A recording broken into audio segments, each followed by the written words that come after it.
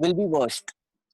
मतलब वो आपके जो स्टार्टिंग के 10,000 फोटो रहेंगे जो आपने क्लिक किए रहेंगे वर्स्ट रहेंगे। ऐसा नहीं है कि उसमें अच्छे नहीं होंगे, अच्छे होंगे, पर वो जो 10,000 फोटोज आप क्लिक करोगे उसमें ही आप बहुत सारी चीजें सीखोगे। ओके।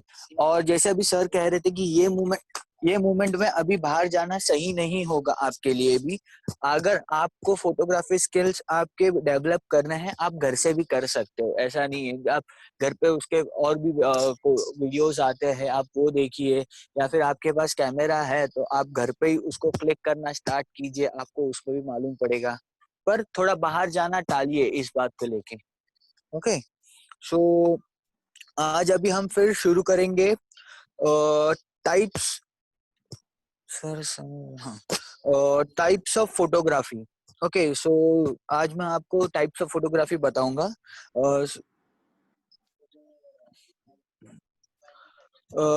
फर्स्ट है wedding photography. Wedding photography means being a wedding photographer involves an exciting mix of portraits and event photography in a wide variety of settings and groups. तो आपने बहुत सारे वेडिंग्स अटेंड किए ही होंगे। आपने देखा होगा कि जो वेडिंग फोटोग्राफर रहता है वो हर जगह पे भागते रहता है। ठीक है। तो जो वेडिंग फोटोग्राफी रहती है उसमें आपको वाइड वैरायटी और वाइड रेंजेस मिलते हैं फोटो क्लिक करने के लिए, और उसमें बहुत सारी चीजें मिक्स रहती है। जैसे आप ग्रुप के फोटो ले रहे हो या फिर किसी पर्सनल का ले रहे हो, वो फिर पोर्ट्रेट में आ जाता है, फिर एक ग्रुप फोटोग्राफी हो जाता है, फिर एक मतलब आप पूरे एक मतलब जो क्या बोलते हैं हम उसको, कोई भी मतलब ऐसे ध्यान नहीं दे रहा है उसको एक फोटो खींच रहे हो, तो वो सारी चीजें वेडिंग फोटोग्राफी में आ जाती है। आपने देखा होगा कि वेडिंग फोटोग्राफी में जो फोटोग्राफर है उसके साथ कम से कम 3 से 4 लोग रहते हैं। तो वो इसीलिए वेडिंग फोटोग्राफी में वाइड रेंजेस और वैरायटी होती है। ठीक है। इवेंट फोटोग्राफी फिर उसके बाद, event photography is a dynamic and taste and fast-paced way to make a buck with camera. They work in variety in of setting.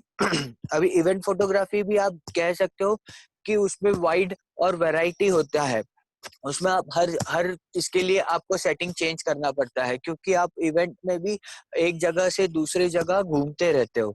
Okay. सो कहीं कोई जगह पे लाइट ज्यादा है, कोई जगह पे लाइट कम है, कोई जगह पे ज्यादा लोग है, कोई जगह पे कम लोग है, तो आपको वो हिसाब से आपके कैमरे की सेटिंग्स चेंज करनी होती है। ओके। फिर portrait photography. Portrait photography is one of the most common types of photography, kind of photo that can be included in portraits. तो पोर्ट्रेट फोटोग्राफी तो मैंने आपको जैसे बताया, कोई एक व्यक्ति है, आप एक पर्सनल का फोटो खींच रहे हो, सो हम उसे पोर्ट्रेट फोटोग्राफी कहते हैं, और पोर्ट्रेट फोटोग्राफी बहुत कॉमन चीज है।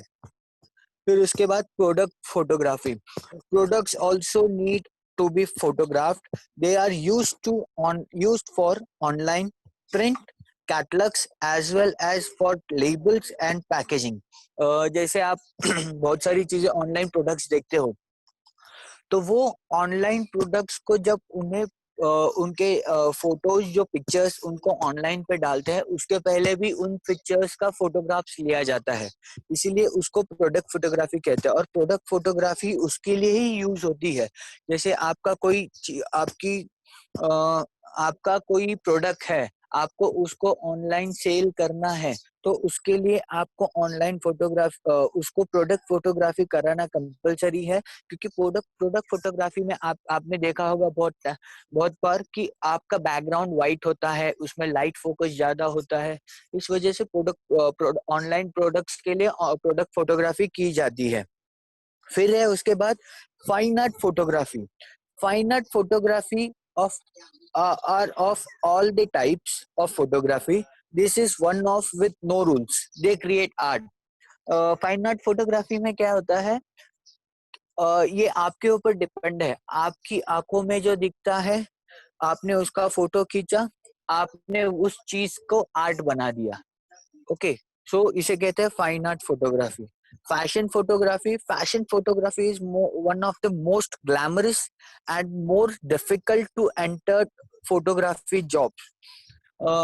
जैसे आपने देखा होगा बहुत सारे फैशन फोटोग्राफर्स होते हैं। इसको बहुत डिफिकल्ट क्यों कहा जाता है? क्योंकि इसमें जो पोजेस रहते हैं, फिर इसमें जो लाइट, इसमें बैकग्राउंड, और इसमें जो बैकड्रॉप जो आप लगाते हो, इसमें बहुत सारी चीजें रहती है फैशन फोटोग्राफी में।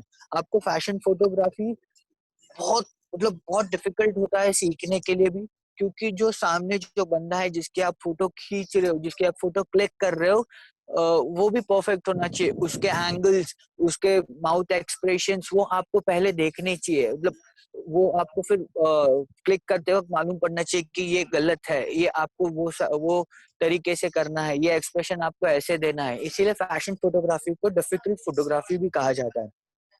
Architectural photography, while many of for taking pictures of building to be fun hobby, many makes to career out of it. Architectural photography हम उसे कहते हैं, जैसे आप ऑनलाइन कोई होटल देखते हो, या फिर आप होटल बुक करना चाहते हो, तो वो होटल में आप जब रूम बुक करने जाओगे तो पहले आप रूम के फोटोज देखोगे।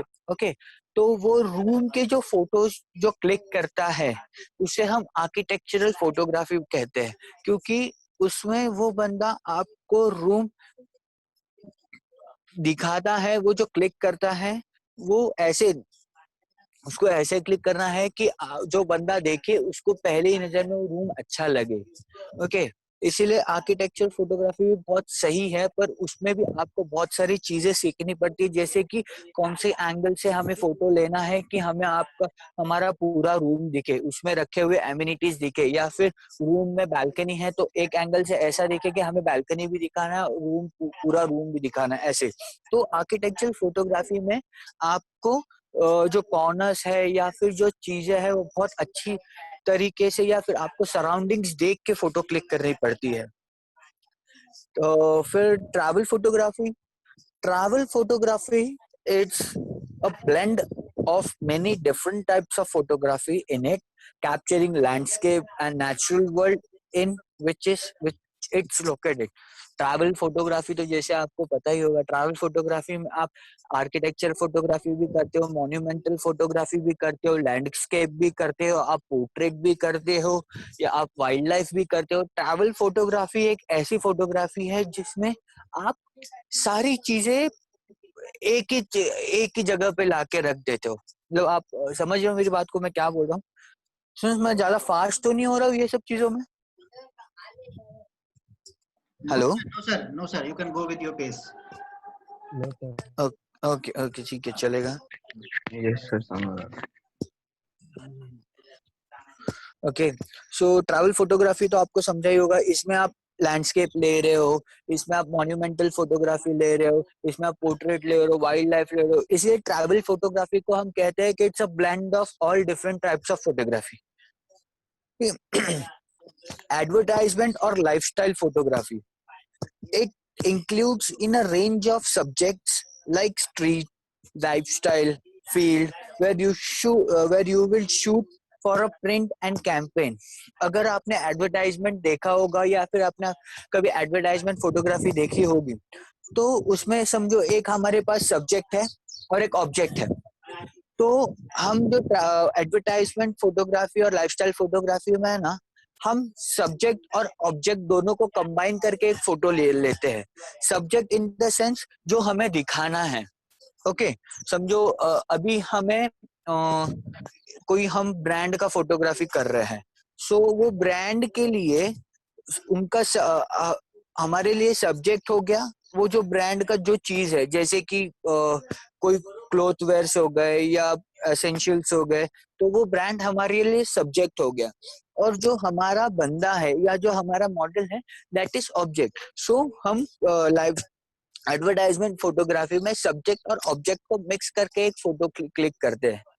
ओके, सो वो जिसमें हम वो उसको प्रिंट कर सके, उसमें लोगों को फिर पता चलता है कि हमें वो चीज का एडवर्टाइजमेंट हो रहा है with use of that object. Okay, फिर हम उसे प्रिंट करते हैं, उसका कैंपेन होता है। इसीलिए लाइफस्टाइल और एडवर्टाइजमेंट फोटोग्राफी में आपको ये दोनों चीजें देखनी पड़ती है, subject and object. Okay, pet photography consists of taking pictures of the animals and them find with their forever homes. पेट देखो, ये जो चीजें मैं आज आपको बता रहा हूँ ये बहुत इजी है। आप मतलब मैं नाम बता रहा हूँ तो आपको समझ में आती होगी कि पेट फोटोग्राफी क्या है। अभी आपने किसी एनिमल का फोटो ले लिया, जैसे डॉग, फिर कैट, या फिर वो जो रैट्स, ये सब चीजें जो लोग आजकल घर पे पेट रखना यूज करते हैं। आप उसके फोटो क्लिक किए, आपने उसका एडवर्टाइजमेंट किया, उसको सेल किया, या फिर उसको कोई लेकर गया आपसे, तो वो पेट फोटोग्राफी हो गया। Sports photography from the sideline, sports photography use quick cameras and long lenses to zoom in on the action and capture the winning shots. अभी स्पोर्ट्स फोटोग्राफी, जैसे मैंने आपको कल बताया कि स्पोर्ट्स फोटोग्राफी में आपका कैमरा फास्ट होना चाहिए और आपको बड़े वाइड लेंसेज की यूज होता है, वाइड लेंसेज का यूज होता है इसमें। क्योंकि ये इसमें ऐसा नहीं होता कि आप जो एथलीट है या फिर आप जो या फिर जो स्पोर्ट्समैन है, आप उसके पास जाके फोटो नहीं खींचते या उसके बहुत नजदीक से फोटो नहीं खींचते। इसलिए आपने देखा होगा बहुत बहुत बार कि जो फोटोग्राफर्स रहते हैं ओलंपिक्स या फिर जो क्रिकेट है, ये सब में उनके जो लेंसेस रहते हैं वो बड़े रहते हैं। क्यों? क्योंकि वो वाइड एंगल से फोटोज क्लिक करते हैं, बट उनके लेंसेस के वजह से वो कैमरा वो जो फोटो रहता है वो बहुत क्लियर आता है। That is only because of wide lenses. और स्पोर्ट्स फोटोग्राफी में आपको बहुत फास्ट होना चाहिए, क्योंकि जो विनिंग मोमेंट है, मोस्ट ऑफ द टाइम जो कैमरामैन है या फिर जो फोटोग्राफर है वो विनिंग मोमेंट क्लिक करता है। सो जो विनिंग मोमेंट को आपको ध्यान देना है और आपको उसका ही फोटो क्लिक करना है, या फिर आपको वो टाइम पे रहना चाहिए, देखना चाहिए कि भाई अभी विनिंग मोमेंट हो रहा है या अभी ऐसा मोमेंट आ रहा है। You should be quick at that time. इसीलिए स्पोर्ट्स फोटोग्राफी में the person and the cameraman या photographer should be fast. Okay, फिर aerial photography. Aerial photography is used for everything from architecture and real estate photography to wedding and event. Aerial photography आज के इसमें आप देख सकते हो कि बहुत ज्यादा यूज होता है आर्किटेक्चरल में या फिर वेडिंग्स में। वैसे एरियल फोटोग्राफी में आप ये भी यूज करते हो कि ड्रोन का इस्तेमाल होता है बहुत ज्यादा। ड्रोन आज लोग आप देखते होंगे कि सारे वेडिंग्स में जो ओपन ग्राउंड वेडिंग होता है उसमें ड्रोन का इस्तेमाल बहुत होता है। It's only use for the aerial photography. फिर stock photography. Stock photography is same as like stock photography sell the rights to use their images through catalogs. Uh, have you been to some what we say furniture shop and anything else, जहाँ पे आपने देखा होगा कि catalogues होते हैं। Okay, वो catalogues में बहुत सारे कलर्स होते हैं या फिर बहुत सारे इमेजेस होते हैं जिसमें हम देखते हैं कि हाँ ये वाला design is good and that वाला डिजाइन इज गुड। वो सब भी आप जो डिजाइन देखते हो वो भी फोटोज क्लिक की होती है। सो वो स्टॉक फोटोग्राफी में होती है। Okay,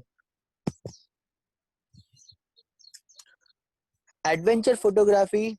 Any adventure photographed in the outdoor goes in here. Niche photography area includes stunning landscapes. Adventure photography वही होती है कि जो आप आपके घर से बाहर क्लिक करते हो, और ये निश मार्केट है। निश मार्केट मतलब एडवेंचर्स अभी बहुत ज्यादा फोटोग्राफ्स होने लगे पहले से ज्यादा। और सो निश मींस इज न्यू, और इसमें आप जो बंदा है जो एडवेंचर कर रहा है उसका भी फोटो क्लिक करते हो, और उसके साथ आपको एक स्टनिंग लैंडस्केप या फिर स्टनिंग बैकग्राउंड भी मिलता है वो टाइम पे। Okay, astrophotography. Astrophotography record objects in the night sky, include deep sky और wide angle. कहीं आपने वो वाले फोटोज देखे हैं जो एकदम एक बंदा है, उसका टेंट लगा है, टेंट के बाहर वो खड़ा है और पूरे स्काई का फोटो आ रहा है, ब्लैक स्काई जिसमें बहुत सारे स्टार्स हो। देखा है आपने कभी ऐसा photo? The night full of stars, और उसका एकदम बहुत ब्राइट फोटो आया है, स्टार्स पूरे ज्यादा चमक रहे हैं। किसी ने देखा है ऐसा photo? Yes, sir. Yes, sir. Yes, sir. हाँ, तो उसको Yes, एस्ट्रो sir. फोटोग्राफी कहते हैं, जिसमें हम पूरा वाइड एंगल लेते हैं और वाइड एंगल में आपको सारी चीजें दिख रही है। मतलब वो जो बंदा है, बंदे का टेंट है, टेंट के अंदर लाइट लगी हुई है, बंदा टेंट के बाजू में ही खड़ा है, टेंट के लाइट की वजह से बंदा पूरा फोकस्ड हो रहा है अच्छे से, और बंदे के पीछे पूरा ब्लैक स्काई, उसमें फुल स्टनिंग लाइट्स स्पार्क हो रहे हैं, शाइन हो रहे हैं जो स्टार्स है, उसे हम एस्ट्रो फोटोग्राफी भी कहते हैं। Okay, black and white photography. Black and white photography is act of capturing a scent without color. Okay, so black and white photography आप मोस्ट ऑफ आपने देखा होगा, मोनोटाइप फोटोग्राफ होता है, जिसमें हम जो फोटो क्लिक करते हैं वो फोटो की हम अहमियत विदाउट कलर्स बढ़ाते हैं। ओके, मतलब अभी बहुत सारे फोटोज ऐसे होते हैं कि जिसमें कलर्स के वजह से वो फोटो बहुत अच्छा दिखता है। लैंडस्केप देखोगे तो लैंडस्केप में आपको ग्रीनरी की वजह से, सैंड सॉइल की वजह से वो फोटो बहुत अच्छा दिखता है। पर अगर आप वही फोटो ब्लैक एंड व्हाइट में खींचो तो उसमें कोई ज्यादा कलर आता नहीं है। ओके, सिर्फ ब्लैक एंड व्हाइट ये दो ही कलर आते हैं। So black and white photography में ऐसा होता है कि आप जो फोटो क्लिक कर रहे हो वो फोटो को आप विदाउट कलर एनहेंस करके पब्लिक गेस्ट के सामने, पब्लिक के सामने रख रहे हो। Okay, candid photography. Candid photography is act of capturing subjects without their knowledge. कहीं आपने मैरिज में देखा होगा, जैसे मैं बोल रहा था, मैरिजेस में कैंडिड फोटोग्राफी आजकल के इसमें बहुत ज्यादा ट्रेंड में है, क्योंकि लोगों को क्या पसंद है, यार मेरा ध्यान नहीं है, मेरा फोटोग्राफर फोटो खींचे, मेरा ये पोज अच्छा है। Okay, so that is known as candid photography. हम सब्जेक्ट या ऑब्जेक्ट की फोटो तब खींचते हैं जब उसका ध्यान ना हो, and it comes very beautiful और वेरी चार्मिंग। मतलब बोलते हैं ना, बहुत अच्छी फोटो आई है यार, अच्छा हुआ मैंने ये टाइम पे देखा नहीं तो फोटो खराब हो जाती। ओके, तो उससे हम कैंडिड फोटोग्राफी कहते हैं।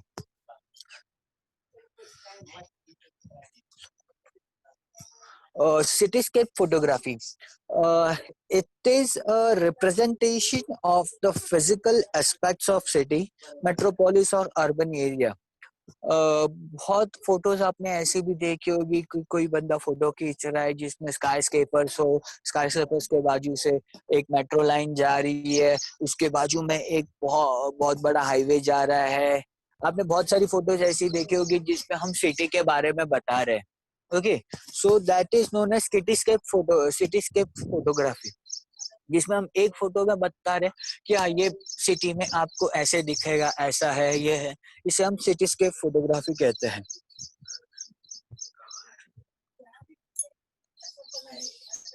ओके, फिर documentary photography. Documentary photography refers to a type of photography used to chronicle events of environment relevant to history or historical event focuses on everyday life. कितने जनों ने डॉक्यूमेंट्री फिल्म्स देखी है? तो सबने देखी। Yes, sir. हाँ, तो आपने उसमें क्या क्या देखा होता है डॉक्यूमेंट्री फिल्म्स में? वो क्या दिखाते हैं हमें? प्रेजेंट दिखाते हैं या हिस्ट्री दिखाते हैं? प्रेजेंट नहीं सर, वो हिस्ट्री दिखाते हैं, The historical रिकॉर्डिंग activities के फोटोग्राफ। बारे में पता लगता है। सर यही होता है। सर अभी मैंने मैं बता रहा हूँ, देखी है जो डॉक्यूमेंट्री अभी होती है ना, रिसेंटली आप रोनाल्डो उसको के हिस्ट्री और प्रेजेंट, पास्ट और प्रेजेंट को मिक्स करके वो आपको दिखाते हैं। जी सर। ओके, सो डॉक्यूमेंट्री फोटोग्राफी में भी यही होता है, आपको वो चीजें पास्ट की चीज को भी लेनी है, प्रेजेंट की चीज को भी लेनी है, आपको दिखानी है, फिर जिससे लोग अट्रैक्ट हो, डॉक्यूमेंट्री जिससे लोगों को पसंद आए। इसीलिए मैंने आपको पूछा कि आपने डॉक्यूमेंट्री देखी है कि नहीं, क्योंकि डॉक्यूमेंट्री में आपने देखा होगा कि हमें पास्ट भी दिखाया जाता है, प्रेजेंट भी दिखाया जाता है।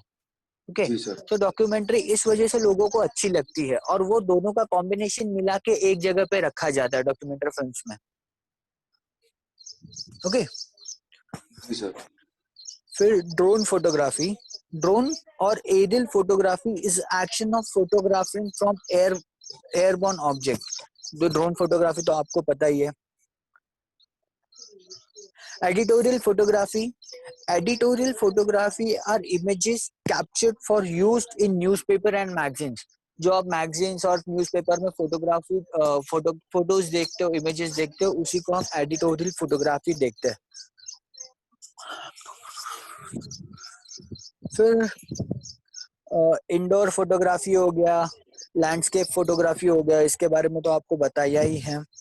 अभी हम थोड़ा एक चीज है, एक और जिसको कवर करेंगे, जिसे कहते हैं golden hours of photography.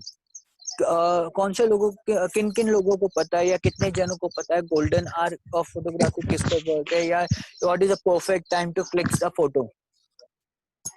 Sir, morning time, So I morning 5, think 6 sunrise to or sunset. sunset. So morning hours, okay great. 5 to 8 morning hours. क्यों 5 to अरे 8 क्यों? नहीं, सर सनराइज, क्योंकि सर उस टाइम सनराइज का टाइमिंग होता है तो नेचर की ब्यूटी अच्छी होती है तो सर, जिस सनराइज वजह और से सनसेट में जो स्ट्रक्चर होता है वो और होता है ज्यादा वो निखर के आता है उतर के आता है। इस चक्कर में। Great great. अभी जैसे गोल्डन आवर्स हम किसे कहते हैं? Golden hours are sunrise and sunset. The sun is not harsh and the dog shot create shadow. Okay, अभी कैसे होता है, जो सुबह का टाइम है, मैं जब फोटोग्राफी करने जाता था, हम जब कॉलेज में थे, मैं आपके तरुण सर, हम लोग मोस्ट ऑफ है ना अर्ली मॉर्निंग तो 5 बजे उठ के निकल गए। 5 बजे उठ के निकल गए क्योंकि हमें सनराइज का फोटो लेना है। ओके, अब सनराइज के फोटो में हमें और एक और चीज मिलता था, ट्वाइलाइट फोटोग्राफी।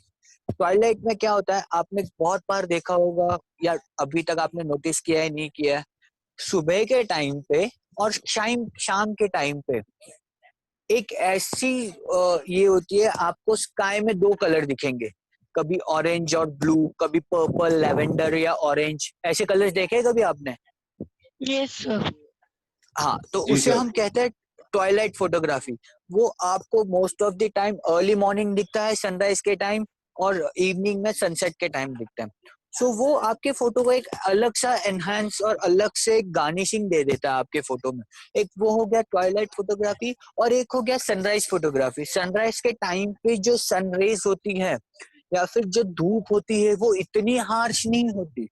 ओके, सो उसकी वजह से आपका जो सब्जेक्ट ऑब्जेक्ट है जिसको आप क्लिक कर रहे हो, वो बहुत आपको क्लियरली दिखता है। उस पे ज्यादा सनरेज नहीं होता, उस पे ज्यादा हीट नहीं होता, उस वजह से वो बहुत अच्छी तरीके से दिखता है। इसीलिए आप तो कहते हैं ना, सुबह 8 बजे तक आपको मॉर्निंग वॉक पे जाना चाहिए, जिसमें आपको विटामिन डी मिलेगा। कि उसके वही चीज होती है कि वो टाइम 8 बजे तक या 8:30 9 बजे तक आपका जो सन रेज है वो बहुत ज्यादा हीट, मतलब बहुत ज्यादा ये हो जाता है, स्ट्रांग हो जाता है। उसके वजह से बहुत सारी चीजें ज्यादा लाइट, फोटोज में ज्यादा लाइट आना शुरू हो जाती है। इसीलिए बहुत सारे फोटोग्राफर्स गोल्डन आवर्स में फोटो क्लिक करते हैं, कोई भी चीज का हो तो वो गोल्डन आवर्स वही होता है, सनराइज और सनसेट। ओके, सनसेट में भी आपने देखा होगा कि सनरेज है वो बहुत कम हो जाते हैं, और एक अलग सा माहौल, मतलब एक ज्यादा मतलब गर्म भी नहीं, एक ऐसा माहौल बन जाता है, और वो टाइम पे भी एक ट्वाइलाइट वाला हो जाता है। कभी आपको आसमान में गोल्ड, ऑरेंज या फिर ब्लू कलर के, ऐसे बहुत ज्यादा डार्क ब्लू के ऐसे कलर्स दिखेंगे। ओके, वही होते हैं गोल्डन आवर्स। ओके सर, आज भी तरुण सर, Sir, yes, sir. आज भी लेक्चर ये कब तक है आज का? 35 मतलब आधे Yeah, घंटे तक ही है क्या? yeah. We are having a time limitation for 40-minute timing for the meeting, for specific meeting. So we can stop here and we can take up the question answer. Okay sure, why not sir. Yeah, sure. तो मैं इसलिए आपको पूछा क्योंकि 8:31 हो गए, वापस कोई बंद ना हो जाए। Yeah. We just having 8 minutes. Okay. So any question, please do ask prior to end the meeting.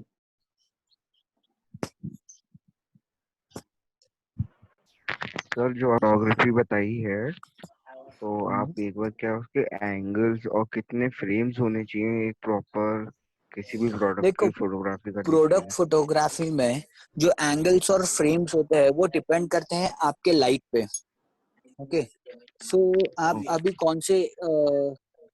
कौन से इसमें फोटो खींच रहे हो वो भी डिपेंड करता है। आपको क्या कौन सा बैकग्राउंड ले रहे हो आप, वो भी डिपेंड करता है प्रोडक्ट फोटोग्राफी में बहुत बार। ओके, सो जैसे मतलब अभी शूज हैं फॉर एग्जांपल, हाँ कहिए। और एक मैंने शूज को बाहर मतलब ओपन में एक डेस्क रख लिया, सामने पूछे लैंडस्केप है पूरा, तो भी मतलब वो ऐसे होता है या ज्यादातर वाइट पेजेस रख के मैंने देखा है कि पूरा वाइट बैकग्राउंड में वाइट शूज। पे देखो, वाइट पे क्यों फोटोग्राफी की जाती है पता है? वाइट में क्या होता है, वाइट में आपको पीछे का जो बैकग्राउंड है वो आपको यस। बहुत अच्छा मिलता है। पूरा वाइड वाइड वाइड एंगल नहीं मिलता पीछे। जो फोटो है फोटो को ही देखेगा आदमी। अगर आप वाइड नहीं रखोगे पीछे, उसको कुछ और दिख गया, वो फोटो छोड़ के मतलब आपका जो प्रोडक्ट देख के कुछ और भी देखने लग जाएगा। ओके, सो आप वो देखोगे, फिर उसके बाद वाइट आप जब फोटो खींचते हो तो आपका जो कैमरा है, कैमरे के सामने बाजू में ही लाइट रहता है, जिससे आप जो फोटो खींच रहे हो, जो ऑब्जेक्ट है वो ऑब्जेक्ट थोड़ा एनहांस हो जाए, ऑब्जेक्ट के ऊपर थोड़ा लाइट है, वो ऑब्जेक्ट बहुत अच्छी तरीके से दिखे। तो उसमें क्या होता है, जो फोटो है जो ऑब्जेक्ट है आपका, वो भी एनहांस होके यस। दिखता है, और पीछे थोड़ा शेडो आता है तो वो और भी अच्छा लगता है, और व्हाइट की वजह से वो जो लाइट है वो थोड़ा और ग्लोरीफाई होता है। इसीलिए व्हाइट कलर यूज करते हैं बहुत सारे लोग प्रोडक्ट फोटोग्राफी में। Okay sir. Okay, yes sir.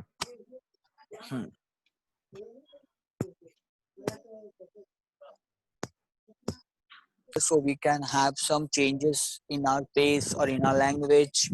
अगर किसी को कुछ प्रॉब्लम है, मतलब नहीं, मतलब ये ऐसा नहीं है। देखो, अगर किसी को कुछ समझ में नहीं आ रहा है, अगर मैं ज्यादा फास्ट हो रहा हूँ या फिर मैं ज्यादा स्लो हो रहा हूँ, मैं किसी चीज को अच्छी तरीके से समझा नहीं पा रहा हूँ, तो आप प्लीज वो भी डालिए।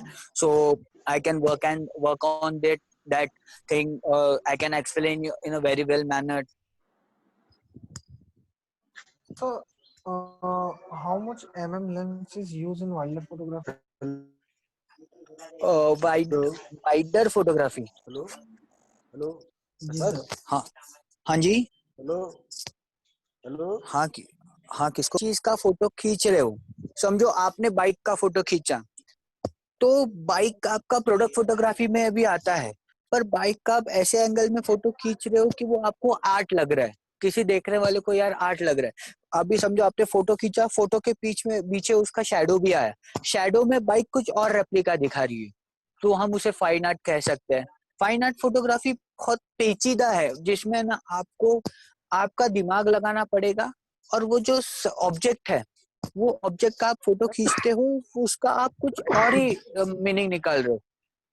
इसे आप फाइन आर्ट फोटोग्राफी कह सकते हैं। Okay, Okay, sir. but sir, at the time of explanation you can share screen so that yeah, I can share, मैं screen share कर सकता हूँ, but the thing is I'm not at my place, I'm outside of my place। मतलब मैं मेरे native place में हूँ, मैं मुंबई में नहीं हूँ, मैं रहता मुंबई में हूँ। अगर मैं मुंबई में रहता तो मैं आपको स्क्रीन शेयर करके सब कुछ दिखा देता, क्योंकि I am not having laptop with me right.